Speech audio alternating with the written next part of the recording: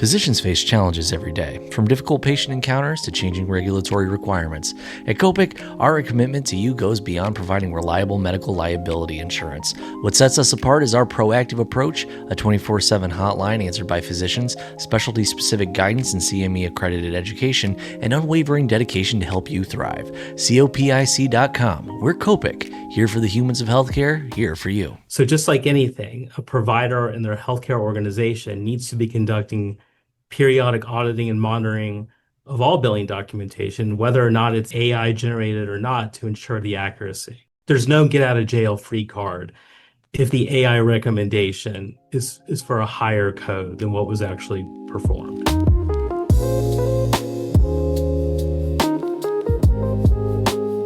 Welcome to Off the Chart, a business and medicine podcast featuring lively and informative conversations with healthcare experts, opinion leaders, and practicing physicians about the challenges facing doctors and medical practices. My name is Austin Littrell. I'm the Associate Editor of Medical Economics. I'd like to thank you for joining us today. In today's episode, Medical Economics Managing Editor Todd Shryock sat down with Dan Silverboard, a healthcare attorney at the law firm Holland Knight. They discuss how AI in healthcare is currently being regulated and where the legal gaps are. Silverboard walks through the biggest liability risks that physicians and practices face when using AI-assisted clinical and administrative tools, what happens legally when an AI-generated recommendation contributes to patient harm, and why there's no get-out-of-jail-free card when an AI tool produces a higher billing code than what was actually performed. The conversation also covers what to look for in vendor contracts, the HIPAA complications that arise when AI systems learn from patient data, and the 3 questions that every practice should be asking before they deploy any AI tool. Dan Silverboard, thank you for joining us. Let's get into the episode.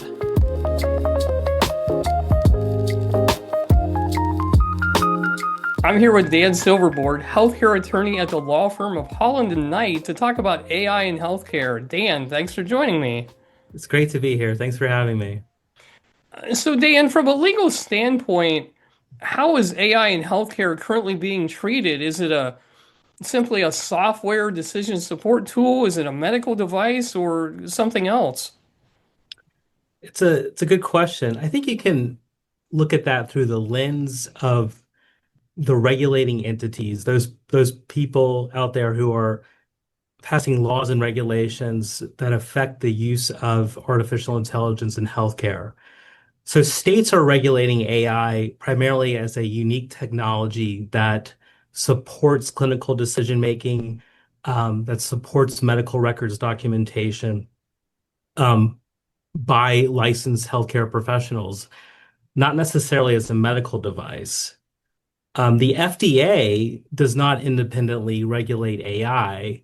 They are regulating medical devices and kind of indirectly regulate AI based on whether or not it's incorporated into the medical device or not. So what are the biggest liability risks that physicians and healthcare organizations face when they're using AI-assisted clinical decision tools? So generally speaking, artificial intelligence in healthcare, it's still an evolving technology. We still have headlines out there of hallucinations taking place, things of that nature. So I would say there's really 2 risks. The first risk is that 85% of all investment in healthcare AI is going to startups. There's not a ton of vendors out there that have these very proven historic track records of providing AI tools that pass the litmus test of HIPAA compliance, of having years and years of 100% confirmation or validation testing, or that are 100% accurate. So I'd say the first risk is the first thing I would say is that healthcare providers really need to be doing their due diligence as to the vendor they're contracting with, to make sure that all of those protections, those compliance protections that I'm sure we'll talk about, are in place. The second key risk is that with all of this new technology, that healthcare providers will simply sign off on whatever the recommendation of the AI program is, or if we're talking about an ambient listening program, that they'll just check the box and approve whatever the record is without verifying first whether or not what the ambient technology has recorded accurately reflects the encounter. So those are I think the 2 key risks. So, what happens if an AI generated recommendation contributes to patient harm? Who gets blamed for that? Clinicians, the health system, the technology vendor? How does that work? So I think first you have to look at what the standard of care is around the use of AI in healthcare. There have been a number of states that have, through their medical boards or in statute, have basically posited the idea of the fact that a medical professional is ultimately responsible for approving or denying the recommendations of the artificial intelligence program. I don't think you'd have a situation where an AI program in of itself would be solely responsible for an adverse event because, at least legally speaking, the provider has to sign off, has to approve whatever the AI recommendation is, right? If the question of whether a technology vendor could be liable, it comes back to a couple things. I think it comes back to whatever's in the vendor contract. Several of those contracts actually require that a decision maker, a physician, sign off on whatever the recommendation is, and that there's broad disclaimers of liability. Having said that, they could potentially be liable if it's found that the AI program is wholly deficient from a technological standpoint. It was trained on biased data, for example, or data that was false data, more or less. Do physicians that are using AI tools, does they need to document that in the medical record to reduce their legal risk? Yes, I think it comes back to whatever some of the states have actually passed legislation on this. Medical boards have passed guidance on this, like North Carolina, for example. But to answer your question, yes, physicians should be documenting if AI was used, whether or not they followed the recommendations of the AI and program and why. And if the AI is making a recommendation that the physician wants to deviate from or rejects, they should be noting that in the medical record. What about for administrative AI tools? There's a lot of AI tools that help with coding, prior authorizations, documentation. Are there compliance or billing risks that practices need to be paying attention to? I think at the end of the day, unbundling, upcoding, downcoding, anything like that, the responsibility from that from a legal standpoint falls on the shoulders of the provider. The provider is the person who is attesting to the accuracy of the information that's being submitted to the health insurer as part of the claim. So just like anything, a provider in their healthcare organization needs to be conducting periodic auditing and monitoring of all billing documentation, whether or not it's AI generated or not, to ensure the accuracy. There's no get out of jail free card if the AI recommendation is for a higher code than what was actually performed.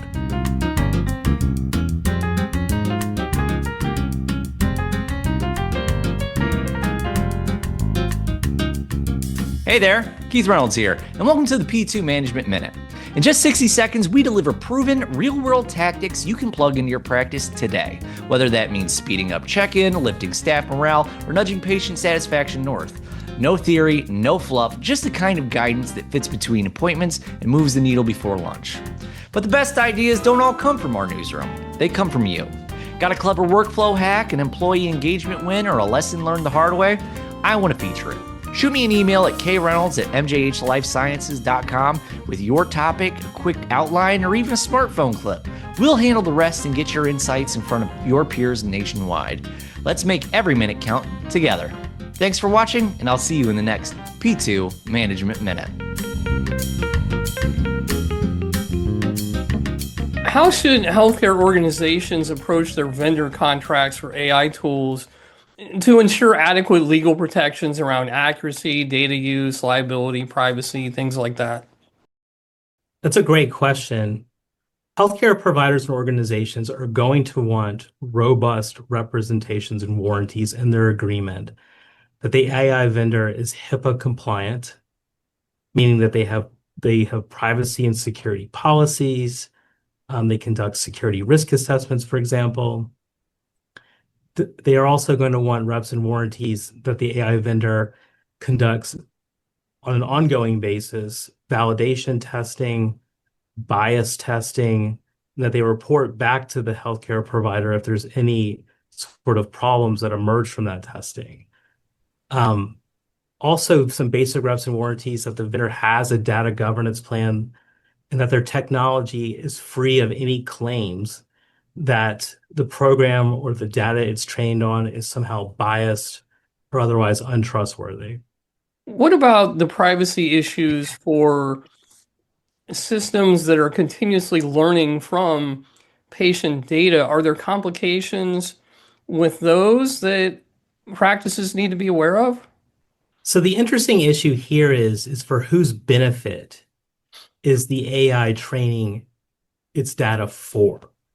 So the one interpretation under HIPAA is that a business associate, i.e. the vendor, can really only train its data if it's benefiting the provider that it's contracted for. It cannot train on PHI, protected health information, for its own benefit to make general product improvements. So that is a complication that comes into place.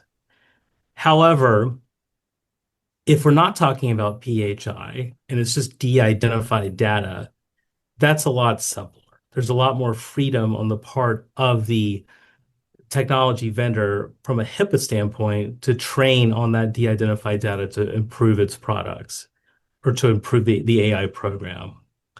I think one other issue that comes up is that as AI becomes more advanced, and this comes in the realm of de-identified data, there is this sort of fear that the AI vendor or somebody else down the line could re-identify the data using AI. So the last question you asked me was about contracting provisions. There needs to definitely be prohibitions in the contract or the business associate agreement that prohibit the AI vendor or any of their downstream contractors from taking any efforts to re-identify the identified data. There's a lot of interest in what's called ambient AI, especially with automated note generation. We did a story in medical economics last year. It was like the most popular use of AI by primary care physicians. But what are the legal concerns if clinicians rely too heavily on automatically generated documentation? I mean, I think it comes back to the standard of care and just ensuring that providers, even if they're relying heavily on it, that they're still checking to make sure that whatever is in the medical record is accurate.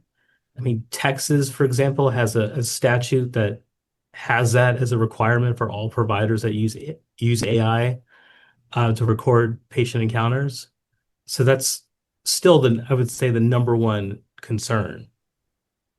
So, with the proliferation of AI and all these new incredible tools that are coming out, what questions should medical practices be asking before deploying them? So I think, again, it's early days. There's a plethora of AI companies out there. I think the first question the providers need to be asking is who are they going to partner with? And again, doing their diligence to make sure that the vendor that they do partner with has a proven track record of compliance, including compliance with HIPAA. The second thing I would say is that I think the recent polling shows that it's still 50-50 as to patients who are comfortable with AI in healthcare. So I think understanding from a physician standpoint, understanding their patient base and what they're comfortable with can help dictate how they want to implement AI, whether it's back office or whether it's patient-facing technology, such as an ambient listening device, if that makes sense. And then third, how are they going to disclose AI to patients?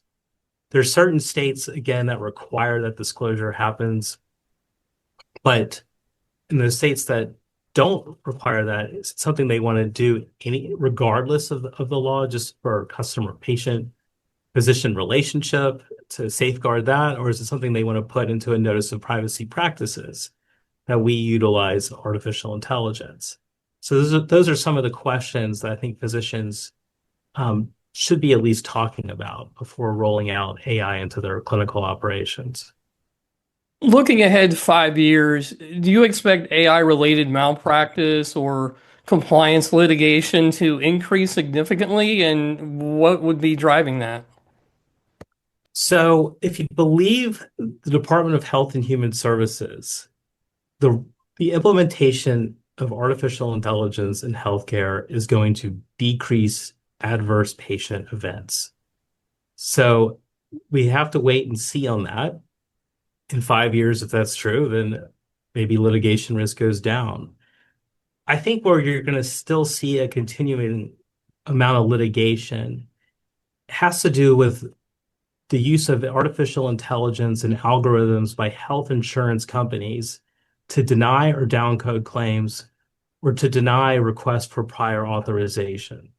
There is a healthy amount of that litigation that's out there currently, and I would expect that to keep going.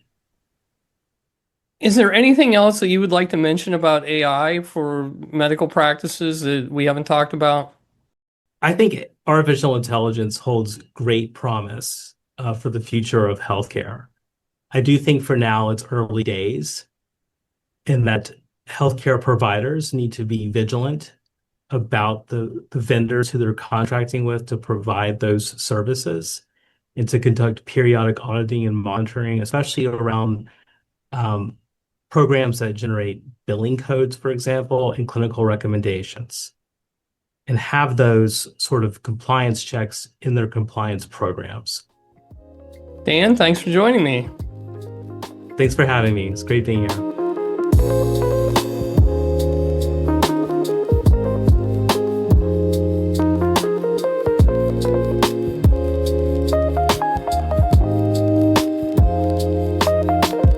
Once again, that was Dan Silverboard, a healthcare attorney at Holland Knight, speaking with Medical Economics Managing Editor Todd Shryock. On behalf of the whole medical economics and physicians practice teams, I'd like to thank you for listening to the show and ask that you please subscribe so you don't miss the next episode. As always, be sure to check back on Monday and Thursday mornings for the latest conversations with experts sharing strategies, stories, and solutions for your practice. You can find us by searching Off the Chart wherever you get your podcasts. And if you'd like the best stories that medical economics and physicians practice publish delivered straight to your email 6 days of the week, subscribe to our newsletters at medicaleconomics.com and physicianspractice.com. Off the Chart, a business and medicine podcast, is executive produced by Chris Mazzolini and Keith Reynolds and produced by Austin Littrell. Medical economics and physicians practice are both members of the MJH Life Sciences family. Thank you.